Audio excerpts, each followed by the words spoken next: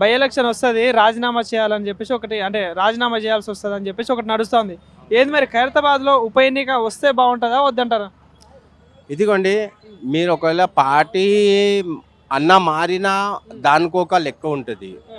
దేనికోసం అంటే మా ఖైరతాబాద్ గురించి డిఎన్ఆర్ అన్న అంటే దానం నాగేందర్ అన్న గారు ఏంటంటే చాలా కృషి పడతారు. ఎందుకంటే పీజీఆర్ అన్న తర్వాత ఆయననే మాకు. రెండోది ఏంటంటే ఎవరైనా సరే మన ఇప్పుడు జూబ్లీహిల్స్లో మాగంటి గోపీనాథ్ అన్న ఉన్నారు.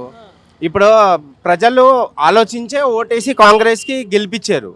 నవీన్ యాదవ్ గారు అని చెప్పేసి కాదు, ప్రజలు ఏంటంటే రేవంత్ రెడ్డి గారు ఏదో చేస్తారు, ఇంకా ఏదైనా కృషి చేసి ఎండింగ్లో చేస్తారేమో అని చెప్పేసి ప్రజలు ఓటేశారు.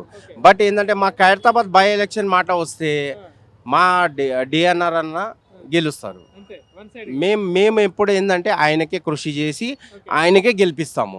మేము ముస్లిం మెజారిటీ, ఆయనకి ఎప్పుడు సపోర్ట్ ఉంటాము.